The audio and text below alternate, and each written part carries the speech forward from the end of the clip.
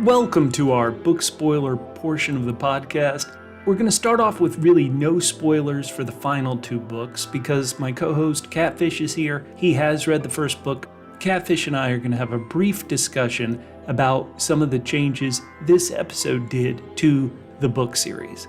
So stand by. After that, we'll get into those deep spoilers. Welcome, everybody, to the spoiler book part of the discussion. Yeah. As you may have heard in the main podcast, Catfish, my co-host over there, has not read the second book, Shift, in the Silo series trilogy.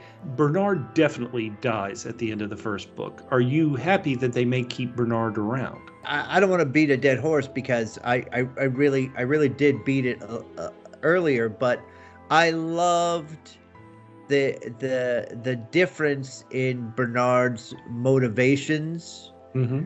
Here in the show rather than in the book.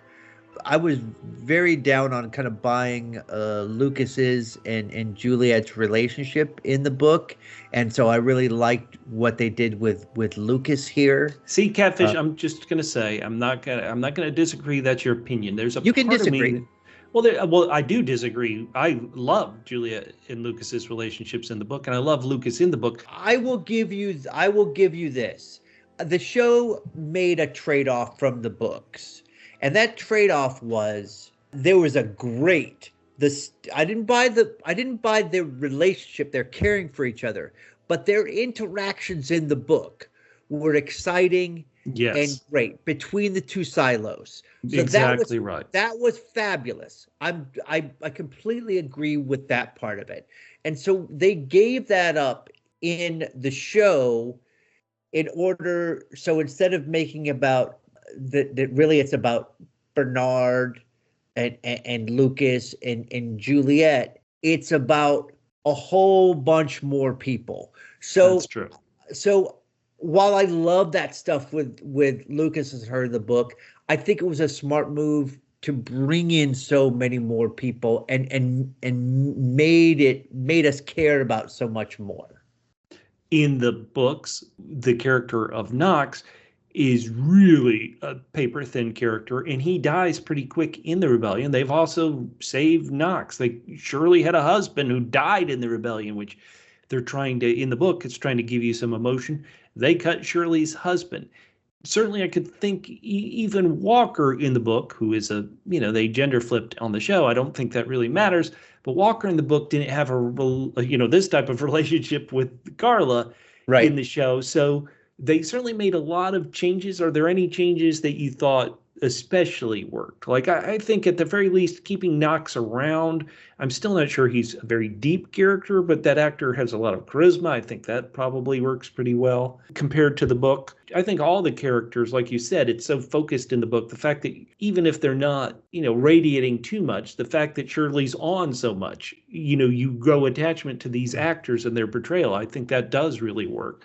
Just the deliciousness of this and the complexity of the whole plan of the mechanicals and Bernard and Walker and how Lucas. I mean, Lucas is interacting with Sims. He's interacting with other people. Where in the book, Bernard basically opened the door and threw him crackers every once in a while. Yeah, you're gonna stay in the legacy. You're gonna stay in the vault. You're not coming out, Lucas. Have you read the book? Have you read the book? I love that he keeps beating him up on that. Maybe I didn't read the book so carefully, but the vault didn't seem as swank. No, this vault is nice, isn't it? The legacy room. You're like, oh my God, look at all this junk. This is great. It really felt like Lucas was like sleeping underneath a desk. You're right. How about back to the characters living? Are you glad that Bernard could live? Are you glad that Knox lived? Any strong feeling one way or another? I love. I'm either way. I was just thrilled that things have come around in the show that didn't come around in the book. The judge wanted to go out, and so when Bernard knows that it's almost over. He's like, F it, I'm going to go out. Yep. Things just resonated more in the show for me. I don't mind some of the changes. Like, I think the idea of Bernard saying, F it, I'm going out, I think that is as good a choice as the choice in the book. I just actually liked how he played it in the book. I know it's weird because you're right. It's so focused and he's trying to keep it a surprise of like, oh, wait, Bernard's the one going out to clean. Like, he does try to keep maybe too much of a surprise, but I like the surprise. So I did like that bit of the book.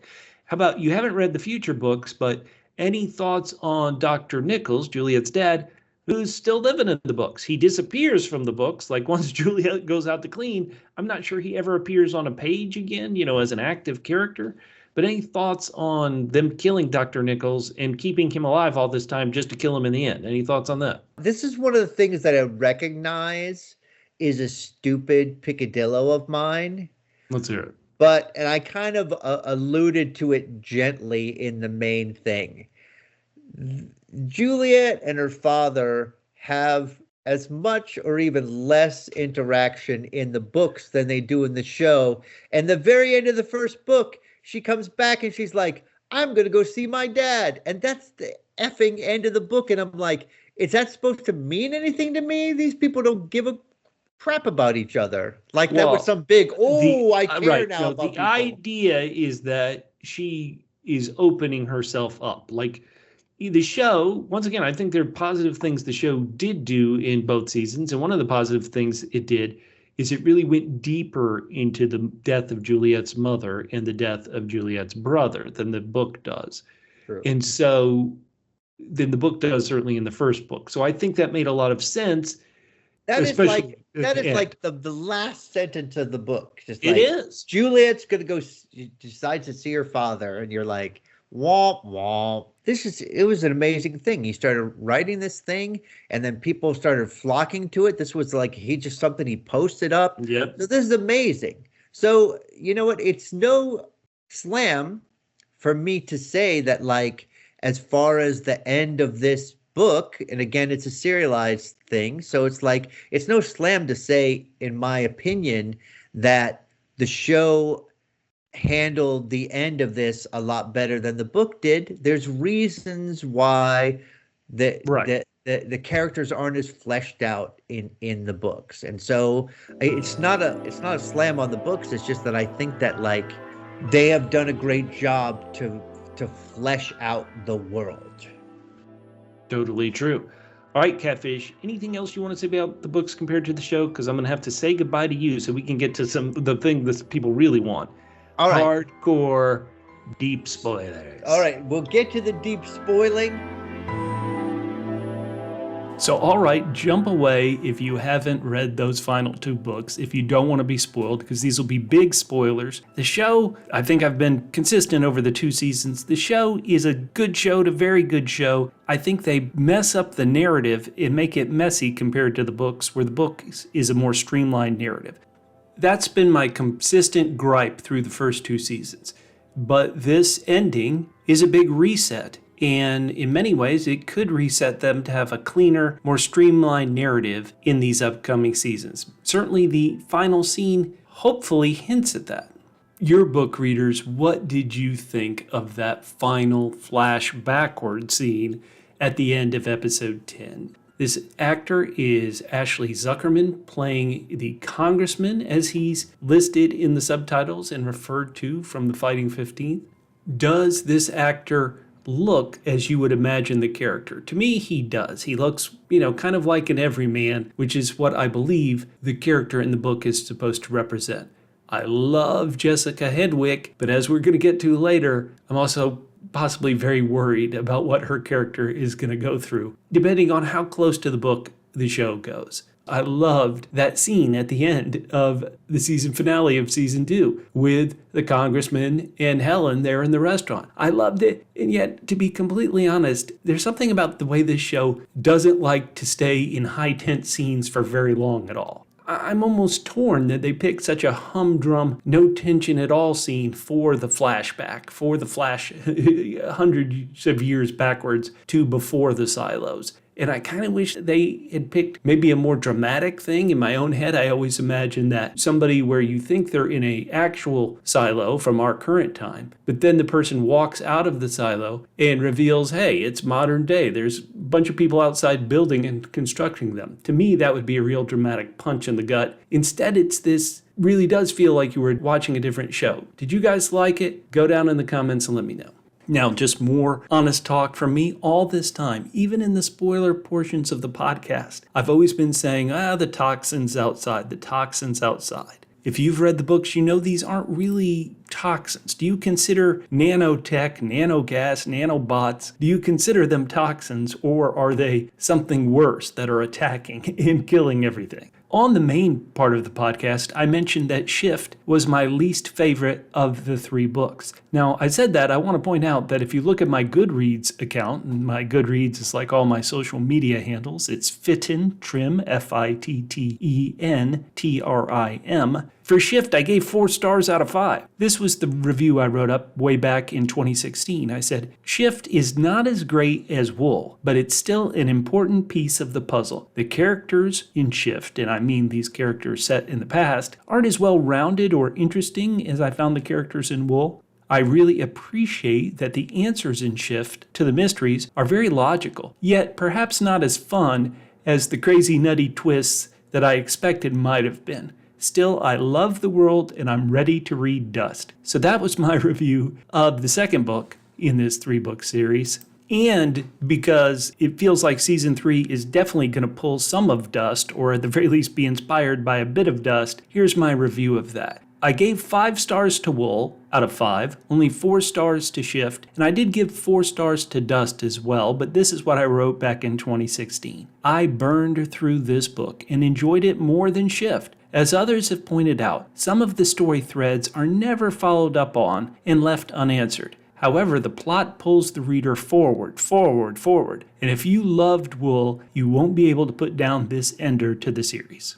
For those of you, even though you've read the books, but maybe you read them like me back in 2016 and you can't remember that far back to how everything goes, the gist of what happens is that Donald kind of has a relationship with Anna while also falling in love and then marrying Helen. Because of that relationship with this woman named Anna, who is the daughter of Senator Thurman, what you would call the real big bad of the series, and taking the title from all the Bernard bros who thought Bernard was the awesome big bad. Senator Thurman kind of plays Daniel/Donald. I guess I'll refer to him as Daniel from now on, since that's what the show wants to call him. Senator Thurman plays his naivete and builds these silos with their sinister purpose. On what you would call the grand opening, the ribbon-cutting ceremony of the silos, all hell breaks loose, and people suddenly in a mad dash have to run into the silos with no planning whatsoever. Or possibly no planning. You can never trust Senator Thurman. Spoiler alerts there. But so they all go in. Daniel is separated from Helen, really by Anna, because Anna wants to be alone with the man she loves, Daniel. So tricky. Add in cryogenic sleep, and that's how we're going to get Daniel into the current timeline with all our current people, including Daniel's sister. Didn't you love the end of episode 10 of season 2 had Daniel mention his sister? Brilliant. Will she still be named Charlotte, or for reasons that don't make any sense, will they come up with a different name for her? We shall see. Long story short, Senator Thurman doesn't like, he wants the silos to go one way. Silo 17 and 18 are under constant threat of being terminated. And the story continues until, spoiler alert, maybe there's the good nanobots, the good nanogas is possibly repaired everything. And then we have the towers circling the silo, which the show hasn't hinted out about at all, and so on and so on and so on. They have spared Knox. Knox still lives in the series. They have spared Bernard, seemingly. The only reason why you have that kind of ending is you're going to have Bernard live. As we know, in the books, Helen's fate is horrific. It's tragic. She's going to die away from her love. Do you think the show will change that, or will it lose some of the poignancy if we don't see Helen end up in the wrong silo and doomed to the fate she's doomed to? What do you think? Go down in the comments and let me know. I assume Helen will have the same fate because it's so good, but a lot of things I love in the books, the show changes. So I wouldn't bet money on it, I guess is what I'd say. But nobody's going to Vegas and betting on this. Another question I'm going to ask, which I think would be fun for internet detectives to look into, does the actor Ashley Zuckerman, who's playing Donald, now named Daniel, is he the voice of the algorithm? That would be really fun if that were true. What do you guys think? Is that something that they could be? That could be our kind of jaw-dropping, oh snap, wait a minute moment. You would assume if they do it kind of wisely, maybe episode 7 or 8 of season 3. I think that'd be fun if that were true. I'd love that to be true. Just trying to talk through season 3. Let's kind of talk it through with each storyline. So based on the show, you would actually assume that the first kind of big hurdle for Juliette and the survivors of Silo 18 to do is to stop the safeguard from happening. So that means going down to level 14, was it, that in the show that Solo said his mom had to go to? Go down to level 14 and stop that pipe. The show sets up that the algorithm, / possibly Daniel, are okay with Camille Sims being in the vault, being in the algorithm room. Does that mean she almost becomes the new person in charge? Now, again, this would really be crazy off the wall, but if Bernard lives, he can't go back, you wouldn't assume, to being the mayor / the head of IT. Would Camille, who was working in IT, is she now going to be the head because she doesn't really truly have a role in the book? Will this give the show some freedom to do all sorts of crazy stuff? Almost Judge Meadows her, where they give her a kind of a shocking death somewhere in season 3 to really, up the ante and make everybody super stressed. If we've got Camille Sims as the head of IT, is Juliette going to take on her book role and become mayor of Silo 18? That doesn't seem to fit the show version of this character at all. This kind of what I consider a harsh person who bristles against almost any humanity. But maybe you have a different reaction to show Juliette and think she would make a good mayor, a good leader. Certainly Silo 18 needs her. So again, just trying to map the season out. Let's say stopping the safeguard and shutting down that pipe. That's maybe the first 2 episodes of season 3. Moving on, if I had to guess, what would I end season 3 on? Again, I would go ahead, if Daniel is going to be the algorithm, and if he's going to be alive in his kind of dual role after the cryogenic sleep, I would have that be 7 or 8. Yes, you say that's early, but we got to space everything out. Season 2 seemingly had all the fun stuff in 2 episodes, 9 and 10. Let's space stuff out. So let's have the reveal that Daniel's still alive in episode 7 or 8. Then the big kind of, oh snap moment. The show always puts him in 10. I would move it to 9. And to me, what I would have is the abandonment of Silo 18 and everybody rushing into Silo 17. That's the way I would have the big climactic action piece at the end of season 3. You guys tell me, what would it be? I'm putting that in episode 9, and so what would I put in episode 10? Maybe episode 10 of season 3 could be, we know Juliette goes out for soil samples and air samples. Maybe we see some magnification and they see the nanogas, the nanotechnology, the nanobots. I always called it nanobots. I don't think that's book accurate. Trying to remember back to 2016, but maybe you could reveal that. The show has done a great job of foreshadowing a lot of things, but maybe season 3 ends with episode 10 revealing the towers and how they have a sinister role to play, and how maybe we end with another flash of, wait a minute, is there green past the towers that circle the silo? Again, the show is set up so much, but probably wisely, they haven't mentioned these towers that circle all 50 or 51 silos. And I think that could be a good end to episode 10, maybe a good hint in episode 10 of where we're going to go in the final season. I'm going to end this podcast by talking about a great follow on Blue Sky. This is Maggie May 50, and I always say that May is spelled M-A-E. So Maggie May 50 on Blue Sky, many weeks ago, about 4 weeks ago, wrote me on Blue Sky, wrote double PHQ on Blue Sky, and said, something that really bothers me about the end of Dust. So guys, we are jumping to the very end of this storyline in the books. She says nobody online ever talks about it, is why the F do the people of now Silo 17 and 18 just leave? They kind of leave off into possibly their Garden of Eden, their paradise, and not, knock on the door of the other silos and say, hey, people, you don't have to live in this silo anymore. And so she wanted me to discuss it in a future podcast. I don't mean to disappoint Maggie, but my flat out honest answer to this is I don't have a good answer. I can tell you that when I read Dust all those years ago, I had the exact same question. You're trying to start a new civilization, and you really just have, I think, around 200 survivors of Silo 18 who escaped before that was destroyed by Senator Thurman. And then you have, a few people from, a handful of people from Solo Silo. That's not enough to start over, really. Why wouldn't you go knock on a silo door and say, hey, you want to come join us outside, living in the outside air? Wonderful question. I don't have a great answer, but that's wonderful feedback that you guys can give us. If you're on audio podcast, all our social media handles are at DoublePHQ. If you're on YouTube, go down in the comments. Give Maggie some ideas, because just flat out honesty compels me to admit I never created good headcanon for myself for why they didn't go try to get more silos to join them outside. So I don't have a good answer. If you guys have a great answer for Maggie May's question, please write in and let me know. What do you want to see in season 3? Let me hear your ideas for how the season will break down. At DoublePHQ on Twitter, Instagram, Threads, Facebook.com/DoublePHQ. Blue Sky, we want to hear from you.